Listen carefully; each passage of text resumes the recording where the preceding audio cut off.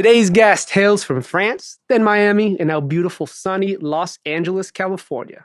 He brings a blend of indie rock, grunge, and hip-hop inspired music, and all of that is proven in his new single, Hello. Please welcome today's guest, Shades of Blue. That was beautiful. Everything was right? That was good, yeah. I really like your voice when you're saying that. I make it as melodic as I can, like a children's book. It was good. So, I didn't know you were from France originally. Yeah, I was born in France and then moved to Miami when I was like 7 with my parents. Unreal. So do you remember France pretty well? Kind of. I mean, France was, like it was a little kid, I don't really remember that much, but have you been back since? I would go every summer. Oh, shit. Yeah, after like when I moved here, but when I grew up there, I actually don't remember that much. Crazy. Yeah. And what had you guys move to Miami? We moved to Miami because, well, my dad is like, he doesn't really speak English that well, and Miami was just like the place where like, everyone speaks Spanish. So like, it was just easier to get a job. And where did the Spanish come in? Well, he's from Chile. Okay. Yeah. Damn, multicultural as fuck. A little bit. That's unreal. Yeah. So he went from Chile to France to Miami, and then is that where he still is? Both my parents live in Miami, and then my little brother too. And it's actually really funny how my dad like got to the U.S. Like he came here illegally. Like he was working on a ship cooking, and I think he got off in like Miami, and he decided to like stay there for a little bit, and then he actually got caught. So they were like deporting him. Holy shit! And when he got on the plane, like they were, I don't know, like whoever ICE like is deporting whoever, like back to their country. When he got on the plane, it was actually the wrong plane. Like they put him on a plane to Argentina, and he was supposed to go to Chile. And so he like showed the ticket to the stewardess, and he was like, "This is the wrong plane." And they're like, "Okay, we'll get you off the flight." And he just never left. Really? Yeah. So he stayed in Miami, and then after that, he met my mom. Holy shit. Mm-hmm. Damn, that's some luck of the draw stuff right there. It is very lucky. That is unbelievable. Yeah, I wouldn't be here if it wasn't for that. So they put him on the right plane. Wow. Yeah. I once got on the wrong plane. Very different circumstances. I have bad eyes, and the stewardess put me on the wrong plane because I couldn't see my ticket. Really? My glasses were broken. I was 14. Was that before 2001? No. Okay. That's the crazy part. Yeah. It was like security was still fucking wild as it is now, and they put me on the wrong plane. Luckily going to the same place, but I got in like 45 minutes early. Damn. It's very weird. That is weird. They need to get their shit together. They do need to get their shit together. That's crazy. So are your parents musical? Honestly,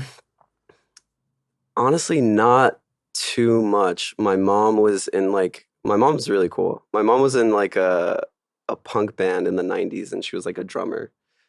Badass. And like in France. And yeah, she was really cool with it. But like, I didn't really grow up that musical.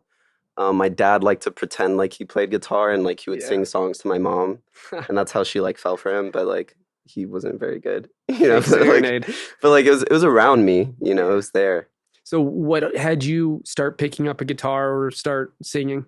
You do play guitar, right? Yeah, I play a little bit of guitar, a little bit of piano, a little bit of like ukulele. I don't like to call myself an instrumentalist because like I'm surrounded by people that are so fucking good at playing guitar or piano or ukulele. The spectrum is massive, but it's still being able to play instruments. Yeah. But I look at them and I'm like, I can't call myself a guitarist. I definitely get that. Going to the jams at your place, you see some people and you're like, that's what a real drummer looks like. That's what a real guitar player looks like. Absolutely. Whoever that guitar player that played with you is fucking nasty. Dez. He's sick. He's a sick person too. He's really cool. Yeah, and he just fucking rips. Like he's just the first time I saw him, he came to the jam and I was like, I need to play with this guy. Like that's he's so good. Sick. So you met him at a jam at your house. Yeah. And then he ended up playing with you. Mm-hmm. Yeah. That's crazy. He tours with Holden Miller, I think. And that's how like Dylan and Alex, the bassist, and Dez, like they all tour. They're part of his band too. Oh, sick. So yeah, that's how they all met. And I think they're just like tight homies. Is that who Dylan is? Buzz? Dylan Buzz Gold. Buzz Gold. He's like one of my best friends, and he He produces everything. Shout out Dylan. Is he on tour right now? He's gonna open up for Fall Out Boy. That's crazy. With Car. Yeah. And I know Royal's opening up right now too. Yeah, no, she's killing it. What a fucking crazy world. Yeah. Do you know that whole crew, the Beauty School Dropout, the Royal and the Circle? I know Cole and Bardo of Beauty School Dropout. Royal, I don't know that much. We did her birthday party at my house. Oh, but crazy. I didn't really like talk to her. Like she's more friends with like Amanda and you know. But yeah, they seem cool. Is there a lighter over there? Wunderbar. Thank you. Smoke a cigarette. You want a cigarette? Sorry, Fuck Mom and Dad. They don't like it. Huh? My parents don't like it. Understandably. Yeah. Okay. Thank you, sir. So, were you always going the route of like your music? It's very indie, but it has like a really solid punk background on it and a really solid hip hop background. What was kind of the impetus to that? Where did you start? Here, I'll put this right here. So I was a little fuck in high school. Like I would skip class and like I didn't know to play guitar, but I was in guitar class and I would like, oh, okay. Okay, cheers. I was in guitar class and I would just never do anything. I would always fuck around, like whatever the assignments were. I just didn't care about it at all. And then when I dropped out of high school. So when I dropped out of high school, I actually like started caring more about guitar. What and age? Like I was 16. Okay. So that's freshman year or sophomore year? Junior year. Wow, I got my ages wrong. Yeah. Yeah, but it was junior year. Picked up a guitar and just started like playing and like writing songs. But when I like that's when I started writing songs to an actual like melody and like chords and stuff. But before that, I would listen to like Joey Badass when I was like 14. Fuck yeah. And like it was 1999. Like that album inspired me so much to write. And like he inspired me to write poetry and like start meditating and like look within myself because like what he was rapping about was like being meditative and like, you know. It's just in like a hard exterior. Yeah. And also, you know, his struggles and all that. But his choice of words were so intellectual to me. So I just like, I would write pages of like raps and I would be like trying to make the most complex words like rhyme with each other. Crazy. Like it was just like really like when I read them back, I'm like, this is so stupid. But it made me start writing basically. That shit's so important. And I think people forget. I think the 10,000 hour thing is so important. And I don't think it's the end all be all. I think once you hit 10,000 hours, that's just the okay to hit the next 10,000. But people forget that writing from the perspective of not knowing what you're doing is part of that. That's building. And I think a lot of people, it takes 100 songs to be able to write their first good one. And that's either going to start when you're thinking about it or when you're not, you know, when it's natural, like when you were a kid. Yeah. When did you write the first song where you were excited to show people?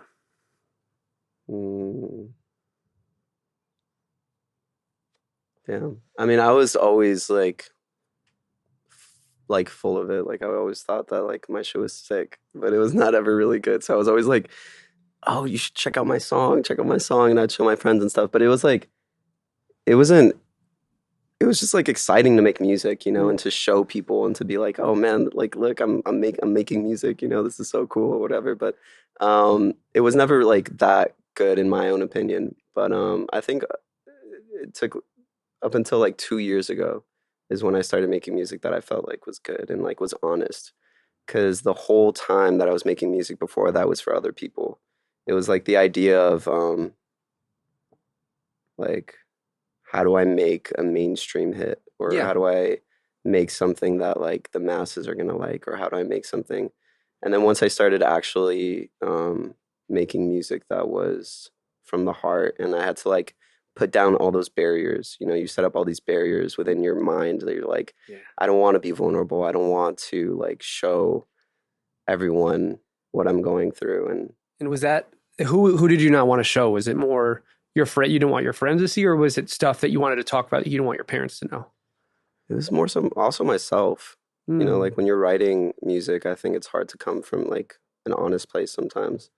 You know, like it's almost like you have to be very honest with yourself to make something that's like relatable, you know. And then I guess when you're putting something into a song like that, it kind of confirms the ideas that are in your head. It makes the thoughts that you know and you've had for a while, but it makes them real. Yeah. For good and for bad. Because Yeah. that can be fucking terrifying. And obviously, retrospect is the killer of all bullshit. You know, Yeah. at the end of the day, you can look back and understand how it's helpful.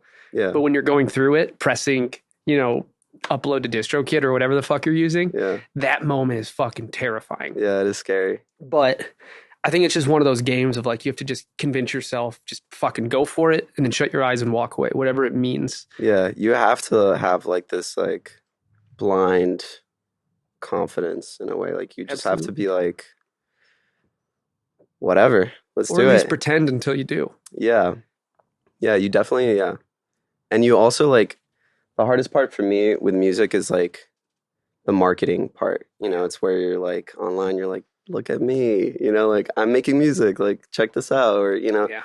And when it doesn't succeed immediately, it's like, it's really disheartening in a way, you know, because you want it to work immediately. You want it to like pop off immediately, you know, you're like. Yeah, the expectations are normally, it's not that they're outweighed by what you actually get, but it's that I think the expectations are easier to see in a shorter frame of time. Yeah. So it's easier to feel like you can know you're going to make it, but you release that song and 20 minutes later, you're like, wait, why is everybody not hitting me up? Yeah. Why don't they know what I just did? Yeah. And for me, that's been the hardest part for me is like this feeling of like, I have to be able to put it out and then say next. Yeah. And luckily starting this podcast has helped because I don't have a choice. Every week I have to have my episode out, no matter how stupid I sounded in it, no matter how drunk I got or how high I got, it's coming out. It's a routine. And it's good. It keeps you like going. Absolutely. Yeah. But yet I still have trouble doing it with music. Yeah. And it's just kind of that built-in mentality that I think we all have where it's so exciting to make it, but then, and the confidence is there while making it. And then right when it's time to show people, you're like, wait, did I EQ that kick drum right? Oh shit, are they going to be able to tell that I accidentally said and ain't? Yeah. Like that, nobody fucking gives a shit either. Yeah. No one pays attention to that stuff. Like you're your worst critic all the time. And you know? We forget too that most of our music isn't, people aren't sitting there listening to the music. They're having it be the background to whatever their life is at that moment.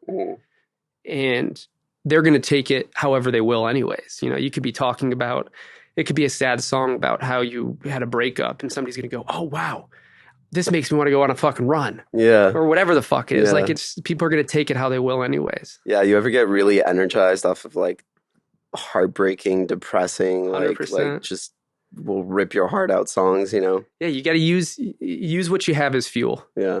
It's all has the ability. It's just, I guess, how you look at it at that moment. Because I have songs that are sad some days and happy the others. Yeah. It's weird. What's your favorite sad song?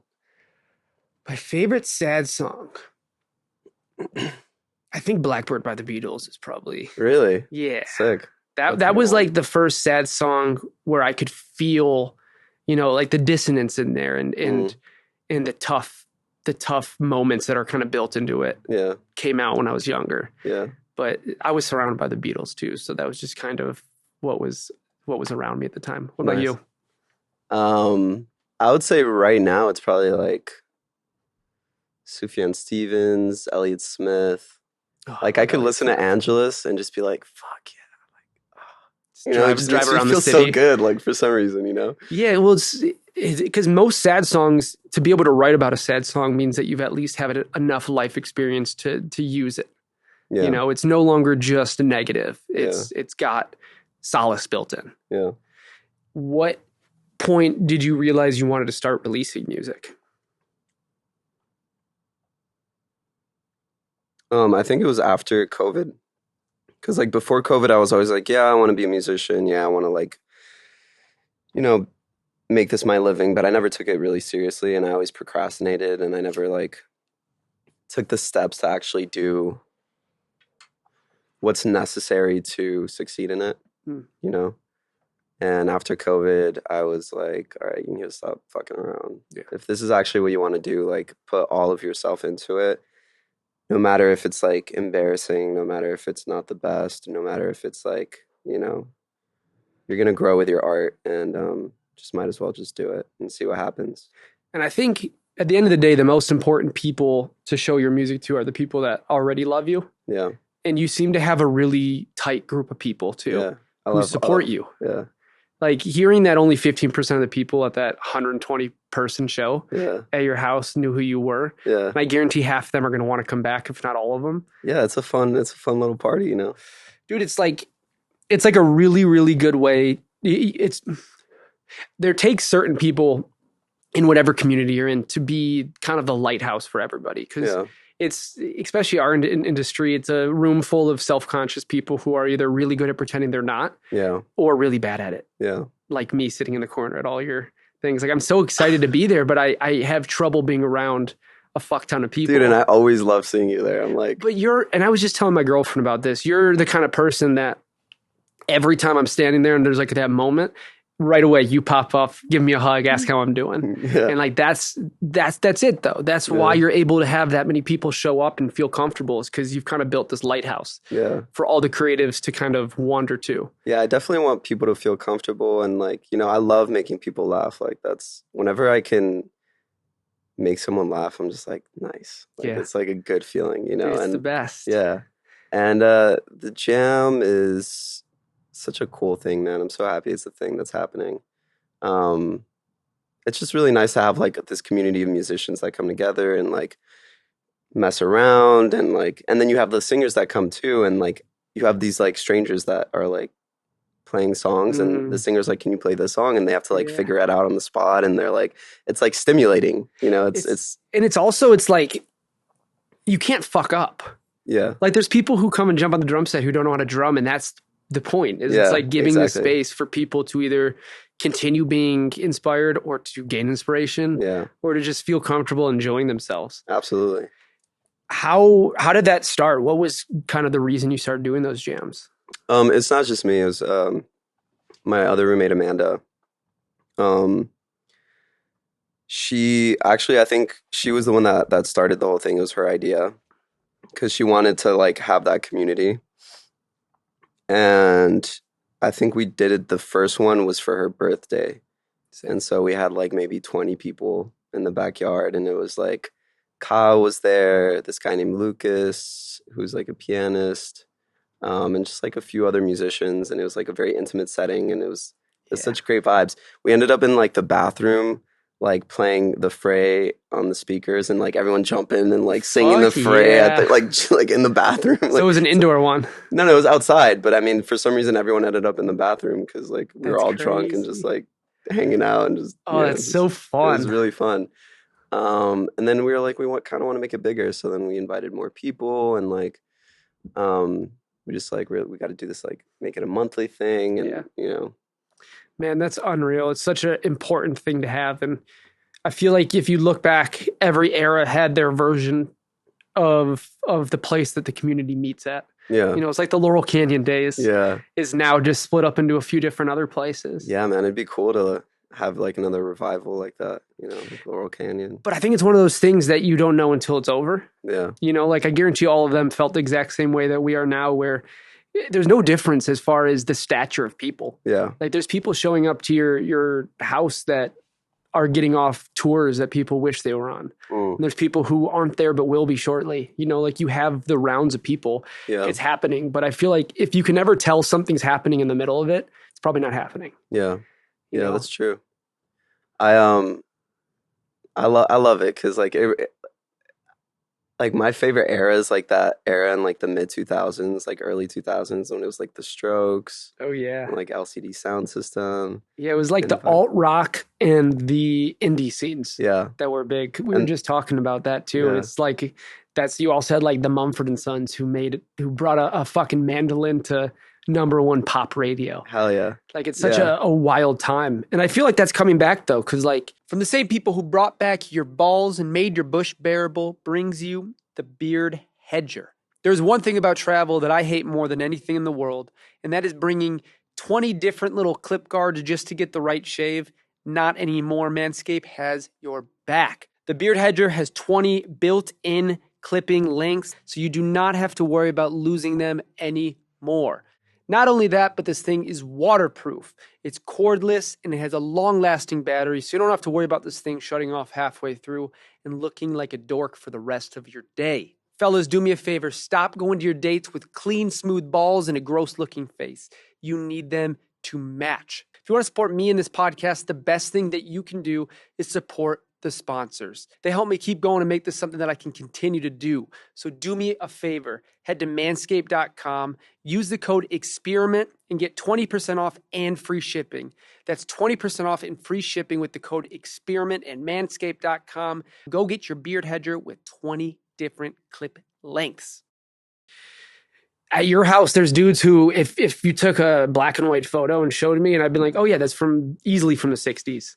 Yeah. There's just people that just fit the part, and then there's the grunge scene there, and there's the indie. It's just there's like a really cool blend, you know? Yeah, there's a really cool blend of people there. It's just like all different kinds of musicians, like they play all different kinds of genres, and that's what's awesome. So fun. It's so sick. And what is your process when it comes to making music? Do you enjoy going and sitting by yourself to write, or are you the kind of person that likes to sit in the room with some other writers? I've never written with other writers before. I think it'd be interesting to do that. I've always just been like, I need to have a simple loop, like a simple loop at first, and like I can write over that really easily. I'll just have the melodies come up first, and then after that, like I have to think what I want the song to be about. Interesting. You know, and then after that, I'm like, a lot of my songs are a mixture of like reality and like fiction. You know, it's almost like I see it as like being a director in a movie, you know, and also like the screenwriter, you know, so you have to like create this thing that's like, you know, it might take a piece of my life and then create something that's a little bit bigger than that and like fit the storyline. Build the novel off of the actual like moment in time that you're writing about, but exaggerate it. Yeah, exaggerate it a little bit. Yeah. That's so cool. Yeah. And I think there's something to be said about having the first little group of your music be just you. Yeah. Because then it reminds you whatever room you go in that you have what it takes. Yeah. You know, and that's sick. And then eventually you're going to be able to get in the room with, I mean, half the people at your party are probably great at what they do. Yeah, they're all fucking sick. But I mean, the goal for me at the end of the day is just like, as long as I feel like I resonate with it, you know, like if I really resonate with what I'm writing, I'm like, this is good enough to release, you know. And sometimes it's not always what I want it to be, you know. That's huge. But sometimes like it comes a point where you're like, all right, like this is it, and then you have to know where to stop because you're just going to keep editing and editing and editing and editing, you know. Where did you get that ability to kind of break when necessary? Because that's, I'd say, probably the thing that I see the most from this podcast is that's the biggest hurdle that people have to jump over, is understanding that something's allowed to be done.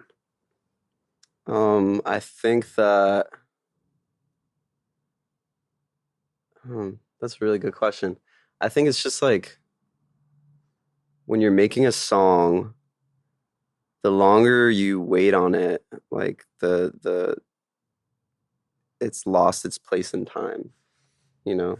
That's huge. Like for me, it's like, I don't want to spend more than a few months on a song, because then it's like, at that point I've experienced other things. Yeah. It might influence where the original purpose of that song was at, you know, like I want it to be as honest and as like in the moment as possible. So I try to like finish it as fast as possible. And that's like, so interesting. Hello was finished in 2 sessions. Wow. Like basically almost the whole song was finished in one session, and then the next session we finished the bridge. That's insane. And what was that process like when writing Hello? Was it just you and Dylan? Yeah, he's fucking sick. I love him so much. Yeah, he's so good, dude. He's so good. But he like made this riff, like the down, and then immediately I was like, I think I went like, no, no, no, no, no, Yeah. and I was like, oh shit, that's sick. And it was just like immediately, like, it's just like that. Do you think part of that has to do with just the comfortability that you guys already had in the room together? Yeah, he's like my best friend too, so That's it's just huge. easy. I'm very insecure, honestly. If I'm Me like, too. I'm so insecure. So like when I'm working with someone new, it's like really difficult for me to open up and like, Mm.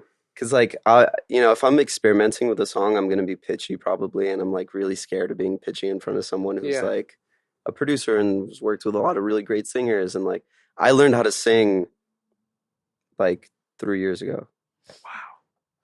Like I really put in the work to sing, Was it that you didn't think you could sing before, or just you hadn't really tried it? I just didn't like, I was always so tense and like I didn't know the proper way to sing. You know what I mean? It's like there's a proper way to sing. And it's Absolutely. like what inspired me the most was also Anthony Kiedis's Scar Tissue. Mm. Like I don't know if you know about the history of Red Hot Chili Peppers, but like in the 1980s, like that's when the band started. Yeah. And their first 3 albums, like Anthony Kiedis was like over like really funky hardcore like Oh yeah. songs. Like that rappy sort of shit. Yeah, exactly. And then he was like, I'm gonna learn how to sing. So then he Mm. started like taking singing classes, and like it's how he wrote like Under the Bridge, and like started Wow. taking singing classes.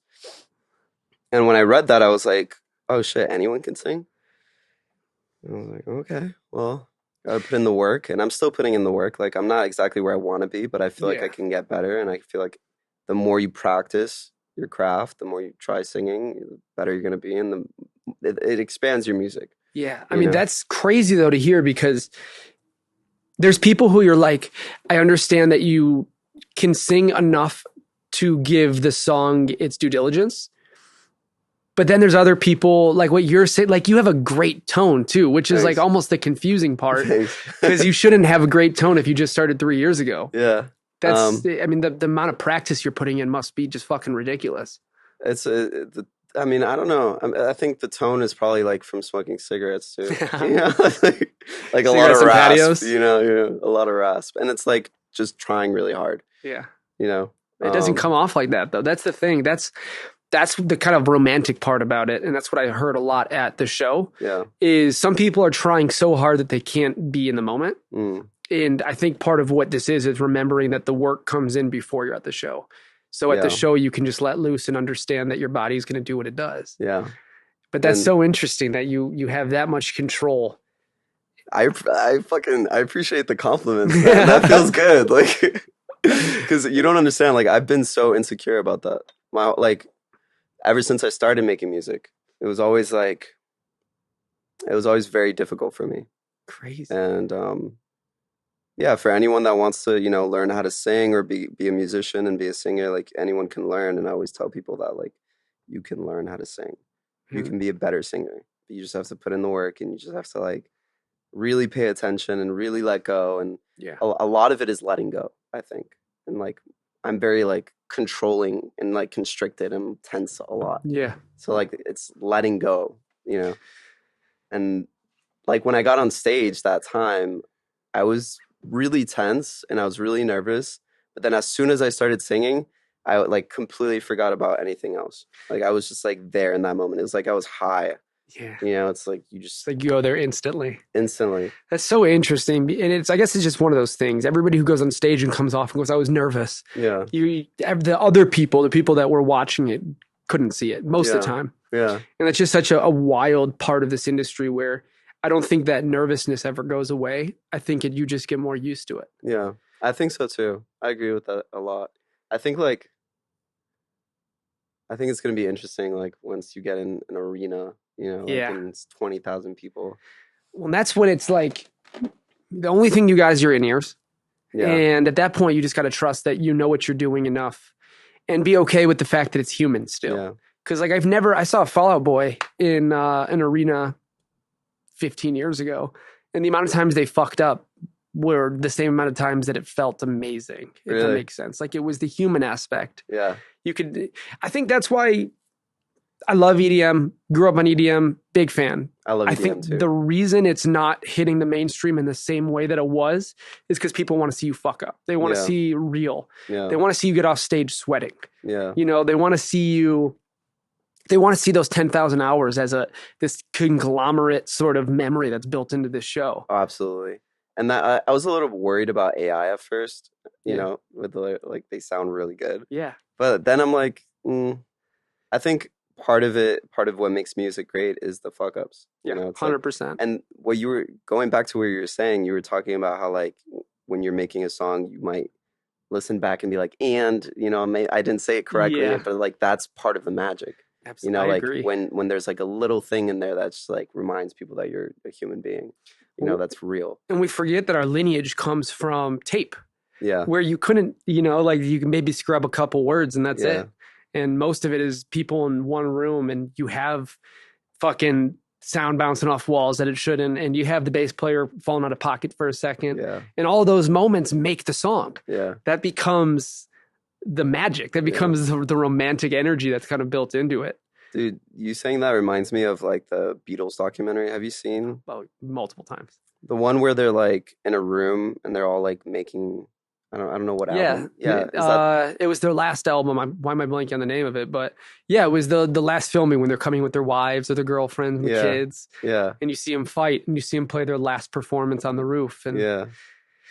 I mean, I didn't see it. I've seen clips of it. Watch it. It's fucking amazing. I think it was Paul McCartney like just making Get Back. Yeah. That's what I saw. Dude, and I was like, that is fucking crazy. Like Paul McCartney was so fucking good. It's so good. He was the ringleader. Oh, amazing. And he was intense and caring and like had the things that I think you need to.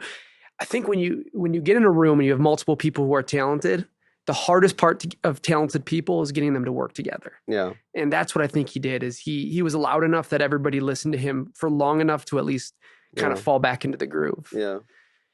Did you read Outliers? Mm. No? No, I need to though. That's where the 10,000 hours thing comes from. He references it a lot. Yeah. Yeah, he references the 10,000 hours a lot. I need to get on my reading game better. Dude, it's a really good book. And he talks about the Beatles and he talks about how the Beatles became the Beatles. Because like when they first formed, they were going all around like England and playing different pubs and like I don't know if it was every day. I'm probably messing that up, but it was they were playing multiple shows a day. Mm, yeah. And so they were just like getting refined. Yeah. Like as a band, which is really hard to do, like as a band, because it's not just yourself. You're not in your room practicing guitar or piano. And back then, I heard this thing. I don't remember who was saying it. Maybe it was their old producer, but it was like when you wanted to learn an E sharp chord, and you didn't have the internet, and it wasn't in the one book that you had. Yeah. You had to go around town finding people who knew the chord to teach you how to play it. That's crazy. It's a different time, man. A different time, and back then you had to want it in a way that I don't think people understand now. Yeah. But also, I think that scale it always stays balanced somehow. Yeah. Now you have the friction of having the whole world up against you. Yeah. And everybody can hear what you're doing pretty fucking fast. Everyone can see everything. So I think, I mean, I just had this talk with some friends that I have on the podcast every once in a while. Do you think that there's still legacy artists? Do you think they're still able to be made in the environment that we have now? There's still what? Do you think that that's still like the Beatles, like Michael Jackson, like that sort of legacy artist? Do you think that's still a relevant term for what we're creating in this world? I don't know. That's a good question. I feel like maybe no. Right? Wait, can I have more tequila? Oh, have as much tequila as you want. Yeah, it's right down here. I'm gonna black out. Fuck That's yeah. what podcasts are for. Hell yeah, dude. Sweet. Legacy artists, I don't know. I mean, I would hate to say this, but like maybe Drake. I completely agree. Yeah. So my side of it was that I think there 100% is. And I think anytime you're in it, it's harder to see. Like what we were saying before about the community right now and what it's going to be looked at as, in 20, 30 years. Taylor Swift selling more tickets than any of the legacy artists that we remember. True. Drake selling more tickets than any of the legacy artists that we remember, let alone BTS and all these other groups. I think that we're in this place where people feel that the ceiling is so much closer than it used to be because we know what the ceiling looks like now. But here's this. What do you like? Do you think they were legacy artists just because, like, at the time, musicians were relatively new? You know what I mean? Like, the 1950s, 1960s, like, you had, like, you know what I mean? Like, it wasn't around very long. It was like 30, 20 years. And then, like, the 70s, like, it was just, definitely newer. yeah. My take on it is I think a lot of what we know as the original legacy artists were built off of war. Mm, And back then, the only way to listen to music was vinyl or the radio. And both of those situations are communal. Now we have AirPods, we have this, we have that. So who might be your favorite artist that you're listening to 10 times a day is no longer your parents and your grandparents. It was also a time where you lived with every generation. right. So if everybody's in the same place and you have 20 channels to pick out of rather than millions and millions of artists every day, then you're going to hear somebody more. Yeah. And I think that's part of what it is. And it was a more patriotic time. Yeah. So when you're in Vietnam and you're writing fuck Vietnam or you're writing about pro Vietnam or whatever it is, that's going to hold a space differently than music does now. Right. Now we're no longer in a famine mentality, a survival mentality. Right. Maybe we should be sometimes. The world's getting a little crazy, but it's different. And I think that's part of the reason that artists back then were looked at a little differently is it was your whole life was built around the same thing as your parents and your grandparents and everybody kind of had this shared interest. Right. When now your favorite artist who might have 30 million monthly listeners, I might not know of. Right. And that's never really happened. Interesting, right? Sometimes I'll look at an artist and I'm like, damn, how have I never heard of this person? And this many people know him, or her. That's part of the reason that the one thing I don't take into account when doing this podcast is numbers, because numbers are only momentary. Yeah. And I truly believe that I'm having people on this because I believe in them and because I love them and because I want to talk to them or I'm interested in them or whatever the reason. And no matter where you are right now, things change so quickly that tomorrow you could be the biggest, you could be the biggest artist in the world. Yeah. I don't think that people's idea of what success is necessarily accurate right now. And I think that's the only difference. But I think, again, in retrospect, when our whole generation has kids or is in that place, who are you playing at home? Yeah. That's what your kids are going to think of as the generational people. Right. If for you, it's fucking whoever it is, whoever you're listening to right now, Gustaffelstein, whatever his name is. Oh, I love Gustaffelstein. He's great. I love Radiohead. That's why I go back. Who's your top five? Top five. I was looking out of the lighter. Yeah. So mine's a little weird. Mine's number one is Edward Sharpe and Magnetic Zeros. By far the biggest inspiration for me, the biggest impact in my life. Because I've never heard of them. Do you know the song Home? Will we go home? Oh, home? okay. Yeah. So that was them. That was like their big hit. Okay. But they were huge for me. Them, the Beatles, the Doors. Okay, nice. Jack Johnson. Huge. Dude, I'm on his 1% for the past 8 years. Wow. Of monthly listeners. Which, that's really wholesome, bro. Yeah, I don't know if it's really something wholesome to tell everybody, but here we are. Hey, I used to listen to Jack Johnson all the time, every single day on Apple Music. That's a dream podcast. Yeah. I want to ask him about the Curious George song. Oh, I also want to ask you, who do you want to have the most on this podcast? Like, who's your number one right now? Or like, I have people that I think would be really cool. Like, I'd love to talk to John Mayer. I'd love to talk to Alex Ebert from Edward Sharpe or to Jack Johnson. But to be honest, as excited as I am to be able to talk to those people, I don't know if it's going to feel any different than this. I think the high for me is an hour of talking to somebody that I enjoy without a phone. Yeah. That's it. That's all I need. Yeah. And I think it's going to be really cool to be able to know that people of that stature believe that I'm worth their time as far as my art. But I think that's all it's going to be. Yeah. So I have people that I think would be cool to talk to because they've held the background of many parts of my life. This is a podcast that I've been excited to do because every time I see you, I feel welcomed and I feel loved and I feel excited to be there. It's very sweet. So I can't say that any of those would feel any better than this, like I like them all. I love what I do. And I guess that's part of what I try to stress on here is find something that makes you feel fulfilled no matter who you're doing it with. Yeah. That's it. I love this podcast, by the way. Like, Thank you. I think it's so sick that you're doing this. This is awesome. Man, I appreciate that Yeah. immensely. And It's sick. it's been a weird change for me because I grew up where since I was 3, I was the guy who played drums. That's all I did. I played in a room by myself till I was 18 years old, a fucking 8x8 foot room. And that was who everybody knew me as the kid who played during whatever, during this, during that. I was going to be on tour and do all these things. And for the first time in my life, all of that seems so mundane because none of that feels as exciting as this. And I guess hearing that people enjoy it is really nice obviously for the reason of I want this to be useful. And really I'm making this so people have a guidebook to be able to continue their careers and understand that everybody, no matter who it is, no matter what stature you're at, has their days and they're still fucking human. Yeah, I mean, you're giving people a voice, man. It's awesome. Thank you. You know? I just like talking to people. Yeah. I really do. That's sick. What are you most excited for in the next year? What do you see coming and what are you excited to see coming? Well, my goal for this year is to stop working in a restaurant. You know? So by the end of the year I'd like that to happen. And then next year, what I'd really love to happen is to maybe go to like Costa Rica for a month and just write music. Let me know. You know, pack my bags. Yeah, I'm ready. Let's go surfing. Damn, that sounds amazing. I think for me recently, it's been really hard I mean, it hasn't really been that hard, but it's been hard to make music that is like, I just want to make a full length project where everything is like cohesive. Like I want to, like each album to me feels like it should be a story. And like when you're listening to it, it's like this whole thing.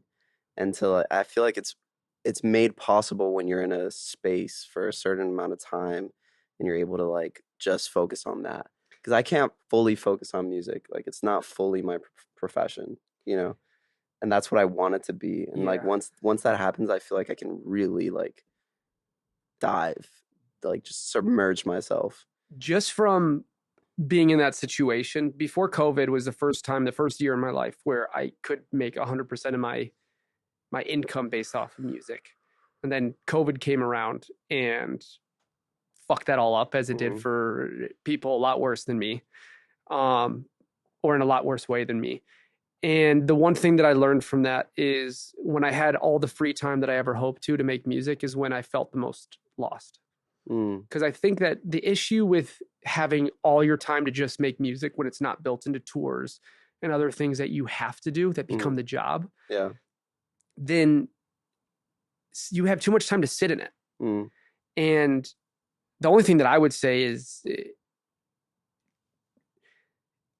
I think that it's worth trying to make the small amount of time that you have open right now the only time you need to do this.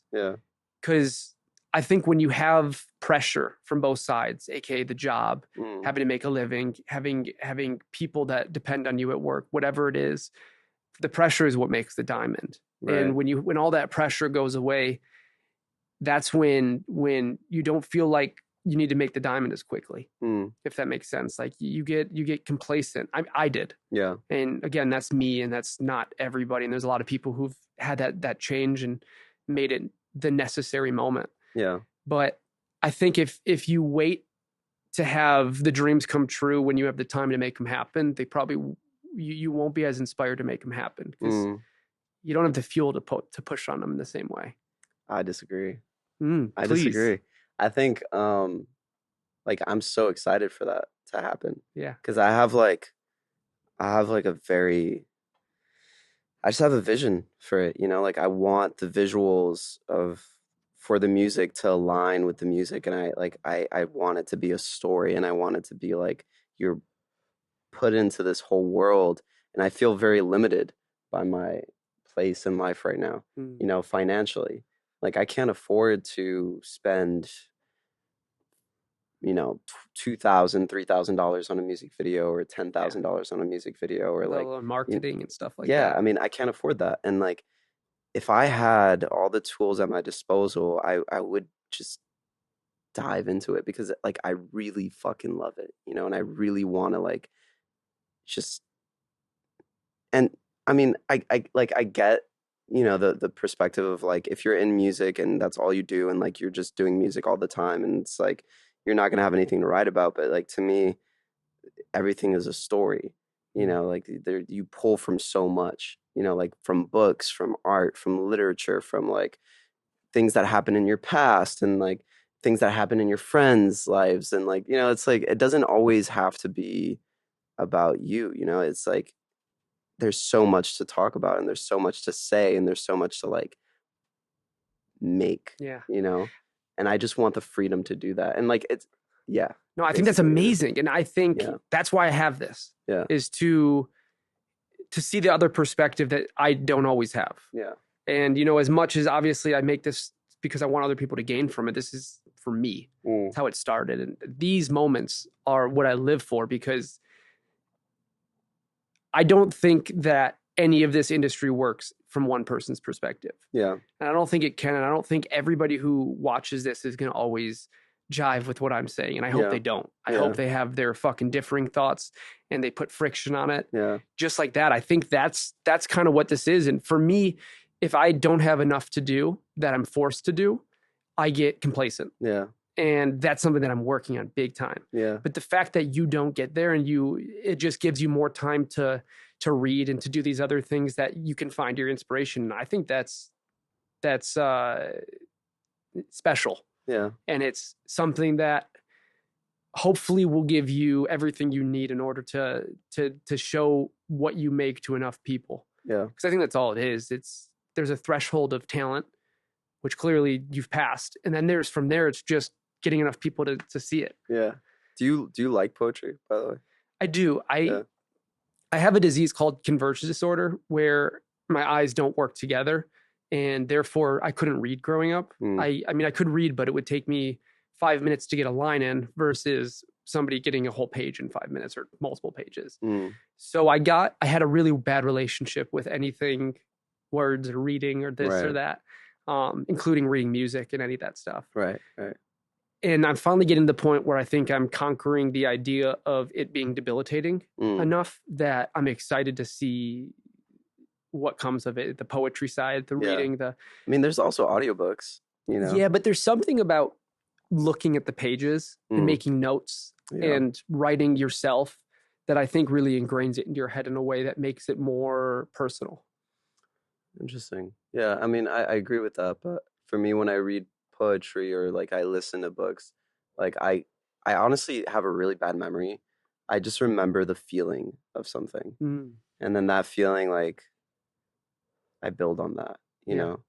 And like, I really like things that are kind of jarring in a lot of ways, like Charles Bukowski. I don't know if you know anything about Charles Bukowski. He's fucking crazy. He's like psychotic, but his literature is so interesting to me. It's just like, it's just interesting, you know? It's just like, and yeah, I mean, then there's like Pablo Neruda, who's like the complete opposite of Bukowski. He's just like this really loving and like just talks about his romantic life in a way that's like, she is the woman from the sea and her skin is like, you know, just it's so a lot beautiful. Of imagery. It's so beautiful. But yeah, I think poetry just shapes a lot of my music too. Send me some, please. Yeah, I'll send you some music. You send me some poetry. Yeah. Yeah. Man, this is so fun. We definitely got to do many, many more of these. I'd love to, man. So to end this up, what can we expect? What's next?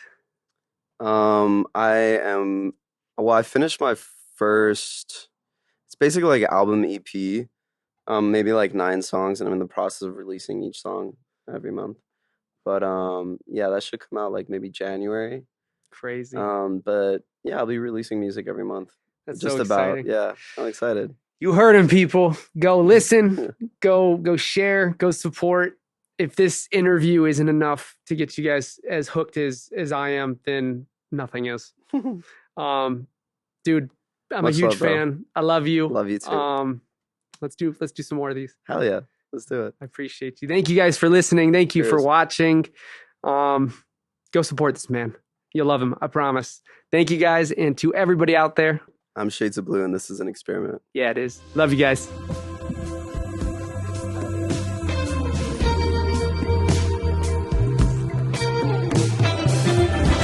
The experience is the experiment.